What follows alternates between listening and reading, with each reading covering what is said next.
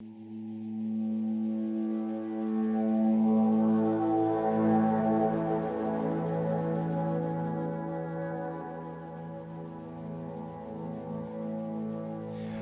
it was a bit of a rounded way. I started setting up a business it was like a bond store. When antiques were brought into Australia, they had to go through customs, they had to be inspected. So we got that business about to start, and then the regulators and the customs people decided to change their inspection regime from every container to 1 in 100 or 1 in 1,000. So our business, before it got going, went down the toilet. So we were left with a large building, and luckily I'd gone past one of these places. I think there were a group of guys, the Bushells, who owned a few self-storage places here, and Blair Fry's father, I think, owned a few. And so I happened to be going past one day and walked in and thought, well, what a very good idea. And of course, on paper, you can make them look really good because you don't put any aisleways in, you don't know anything. There's no precursor to what you're meant to know, no knowledge. Well, it was a large building with a large apron out the front. I think it's about 5,000 square metres of land.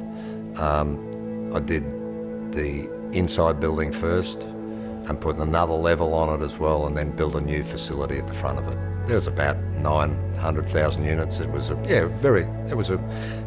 good business, yes. Well, really it was customer awareness. I was under the impression you just built these things and they came. I found out that you built them and they drove past them, but they didn't know what you were doing, so they never came in. And it was a real struggle to educate the public about what service you were providing. I did go to America, like in the mid-80s, for a month, just to have a look at what was going on, but I probably should have done more of that. Then you set the thing up a bit more professionally and probably use other people's knowledge. But in Australia that didn't exist, so it was hard to tap into.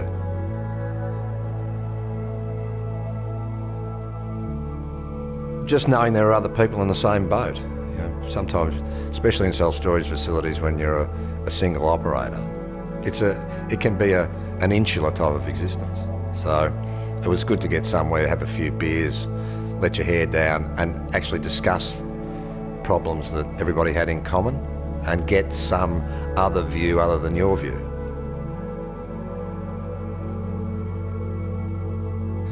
Well, I'm still friendly with Alan Contini, Chandra Hill, Alan Adams. Obviously we're all from Melbourne, but those friendships have stuck solid since day one, really.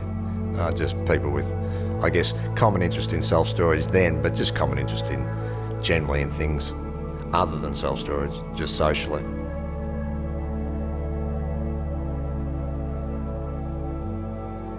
There was an instance where at North Melbourne, actually, I'm sitting there just twiddling my thumbs, wondering how I'm going to get customers to realise what a great product I had. And in came a black Range Rover, sped in, big truck behind it, and out jumps about 6 blokes in full gear, got the guns, the helmets, they're all in black, the mod squad. And guy gets out of the Range Rover, comes up and says, I want to have a look at units so-and-so and so-and-so. I said, well, you probably need a search warrant there, mate. Gives me the search warrant, open the thing, and it turns out that the guy was a fortune teller who was connected to a church group.